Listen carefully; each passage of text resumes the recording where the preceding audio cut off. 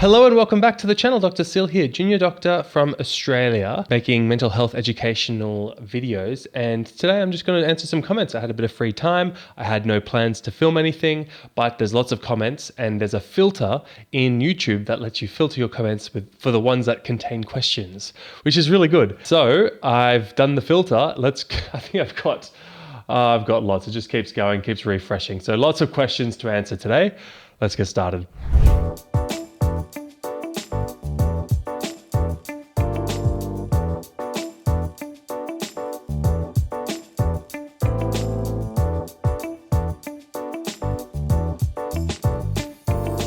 So there's lots of questions to go through. Obviously, I won't be able to go through all of them.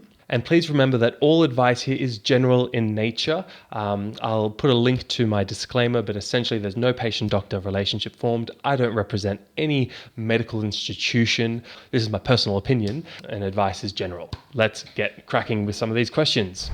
All right, comment number 1 to look at is from Addie and Luna Adventure Kids. Cool. I have some video requests for you thanks to your videos. The first question is, can you inform us on delusional disorders or if they can be treated with medications? So delusional disorder, yes, there's a lot to speak about in delusional disorder. It warrants its entire own video or even lecture. It's its own entity. Some psychiatrists I've worked with have conceptualized it as a subtype of a schizophrenia. Others see it as a separate entity. It's essentially you have chronic delusions, or sometimes it's one systematic delusion, which means a kind of complex delusion, but without the other symptoms you might see in schizophrenia. So things like auditory hallucinations, passivity phenomenon, which is where you feel external agents moving and controlling you. And the people with delusional disorder can sometimes function quite highly, which is a bit distinct to a lot of people who have schizophrenia who have a lot of functional impairment. So there are people with delusional disorders that can operate normally and have a job and relationships, but the delusions are often quite persistent and difficult to treat, and it often doesn't respond well to the classical treatments used in psychosis, like antipsychotics, or it doesn't respond as well as, for example, auditory hallucinations would. The next question is another question I had is a question about how psychotic features from borderline personality disorder differ from bipolar schizophrenic psychotic features. Yeah, that's a very good question as well. It tends to be that people who have emotional instability can have such intense emotions that their reality testing can become impaired, and they can display a psychosis that can resolve quite quickly. And in the DSM, there's a kind of subsection in brief psychotic disorder, which is called a kind of brief reactive psychosis, and it kind of accounts for the psychosis you might see in someone who has borderline personality state. And I guess the way to conceptualize it is that your reality testing is, it's a result of a lot of different brain areas interacting well to be able to know what is real and what is not real. It's surprisingly complicated. But when you are in a highly distressed state, those brain areas aren't working well together, essentially.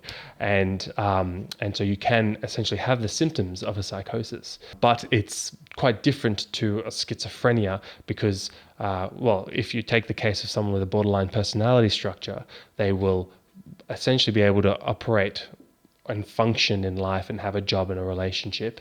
And then at periods of extreme distress, leak almost into a psychosis, and it kind of builds, and then it can be treated quite quickly with a comprehensive treatment plan, including medicines, but sometimes other things, and therapies and things, but it resolves much quicker than, for example, a psychosis in a schizophrenia, which sometimes don't resolve. And 30% of people with the schizophrenia illness will have, even more than 30%, about 60% of people will have chronic residual symptoms to some level. And so the psychosis in personality in extreme emotional states usually resolves much quicker. Now, you don't need to have borderline personality disorder to get a brief reactive psychosis from stress. A lot of people who become distressed enough can develop a psychosis. So even I could develop a psychosis if I was distressed enough. And I hope I never find out whether that is the case, but it is possible. And it is always useful to remember when you are a clinician or a carer that what you are caring for, who you are caring for, what's happened to them, could happen to you. So I always, I frequently remind myself that I could still develop a schizophrenia. So I hope that starts to explain the differences between the psychosis, the different types of psychosis. It's also important to remember, though, that you can have both a borderline personality disorder and a schizophrenia. Dual diagnoses are quite more complex than what I can kind of talk about in this video. But essentially, there's kind of the psychosis of the schizophrenia that might be a baseline thing that could get relapses and can get worse severity at times. And then there's also the borderline affective influence on the psychotic state. So pretty complicated when you start having dual diagnoses. This is a great comment. There's even more questions that are good. So another one is, how are people with ADHD and anxiety treated, since ADHD requires stimulants while anxiety would need something different? Well, I can't give an answer on how people with both those disorders, ADHD and anxiety, would be treated, because it would depend on the person. Psychiatry is always personalized treatment, right? You look at the person, you look at the evidence base, and then you tailor the treatment plan for the person in front of you. I would just make the point to say that if someone has both an ADHD and an anxiety disorder, it isn't necessarily the case that the stimulants would make the anxiety worse. If the anxiety is a social anxiety due to poor focus and attention, result from fear of poor work, and for example, and the stimulants help work performance and confidence building, and then the anxiety might improve. So that requires an in-depth assessment before you can just kind of say, don't give stimulants to anxiety. You are right, though, that if someone feels they have ADHD but doesn't, and really what's happening is they have anxiety, and it manifests as ADHD because it's very hard to stay focused when you're feeling very anxious, and that might look like ADHD. And then you give that person stimulants, it could make the anxiety much worse. And that's why you need to do a comprehensive mental health assessment with a psychiatrist before getting these medicines prescribed.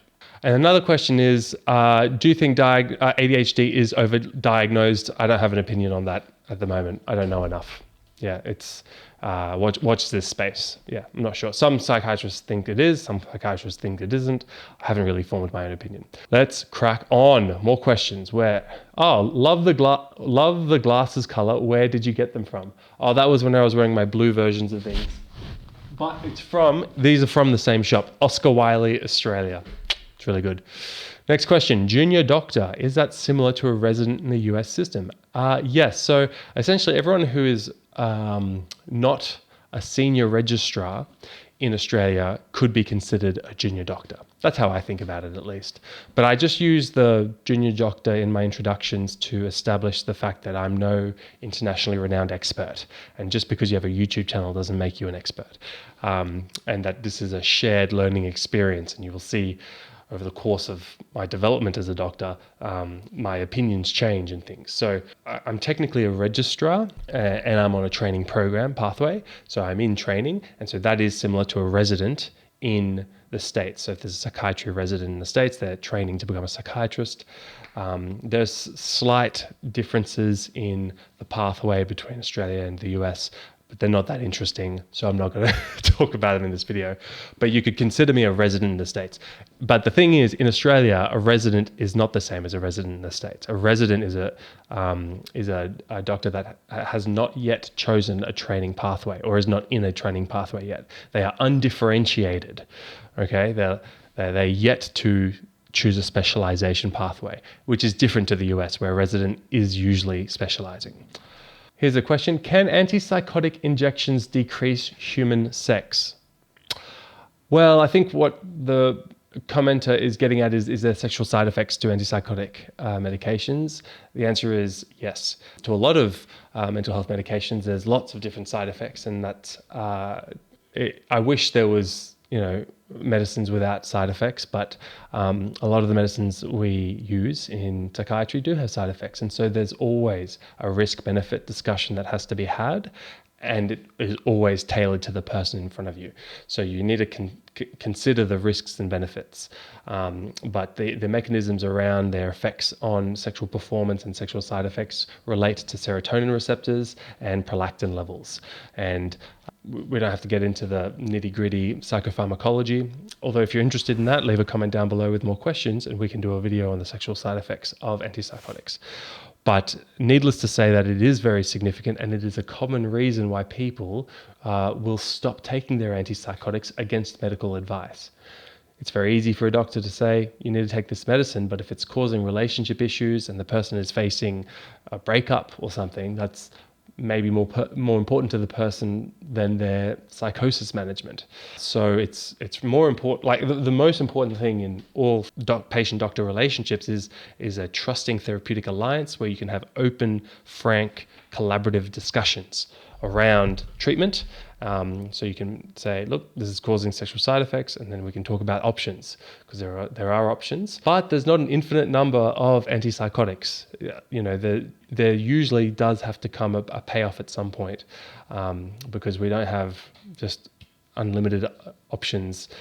So often there are, at big doses, certainly side effects. Yep. If you ask a medical practitioner if you could trial on clozapine, would you be out of order or considered a doctor shopper? No,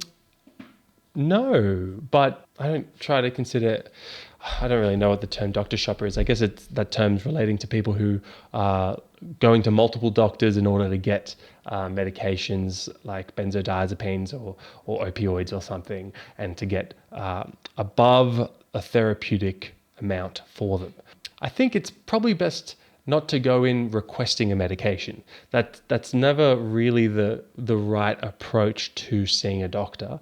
The right approach is to go in trying to first build a connection and then get your story out, and then you can say what you know about different treatment options, what you like about how they sound, and the doctor who will make a diagnosis or at least approximate towards a diagnosis can then work with you to decide on a management plan that works. So it kind of depends if you need the clozapine or not. But yeah, it's not like an automatic red flag or anything. I think it's just better to go in with an open mind and in a collaborative approach. Next question. Can they make me take Abilify? Is that legal? Wow. Well, it's hard to be in this situation. I'm not sure of your situation, whether people can make you take a medicine or not. Specifically, what I can say is that there is a Mental Health Act that was updated in 2015 that gives powers to not only a treating psychiatrist, but to police and the health care professionals involved in one's care to give medications against someone's will, essentially, if they're deemed to be of significant risk of harm to self and others that's secondary to a mental disorder or mental illness. So there are cases of involuntary treatment. It's not uncommon in people who have schizophrenia or drug use or mania with significant risks, in suicide attempts. So you can imagine the situation where someone has attempted suicide but lived, and then wanting to discharge from hospital against medical advice with the intent to reattempt suicide, with the wish to reattempt suicide. And so in that case, there is legal orders available to doctors to hold people against their will, and if needed, to treat them against their will. We never want to do that. No one got into psychiatry to do that, but it needs to be done sometimes. I've done it. Other doctors have done it. It's just kind of part of the job sometimes, and we always use the least restrictive means possible always. That being said, yeah, it does happen from time to time. So it's a case-by-case basis. It's always discussed. There's a lot of safeguarding in place to make sure that it's discussed with very senior experienced psychiatrists. You cannot put someone on a detention apprehension order without it being discussed with a psychiatrist. It does, where I work, require 2 doctors to sign off on, and one of them has to be a psychiatrist. So there's a lot of legal things in place, and it gets reviewed by if it's going to be extended longer than a certain amount of time, then it gets reviewed by an external independent body as well to make sure you're not doing anything unethical. So this is, ethics in healthcare. It's the right of the individual to be free and to refuse versus the right of society to be safe. So if someone has a psychosis that's telling them to hurt other people, society has a right for that individual to be treated to reduce the risk they pose to others. But also that individual has their human rights as well. It's super complicated. It's why psychiatry is very interesting, but it's also why some people might be on medicines against their will. So rest assured that, every case I've been involved with always has in-depth discussions with risks and benefits, and we don't abuse, although it might feel like it, we do our best. We don't abuse our power. It's an incredible responsibility to have this level of power, and we do it with duty and care. Should you be off of all psychiatric medications before you get ECT treatments? Great question. Not all, but some is the simple answer. So there are medications that affect seizure threshold. So when someone's getting ECT for treatment for either depression, mania, psychosis, and a lot of other things, catatonia, lots of indications for ECT.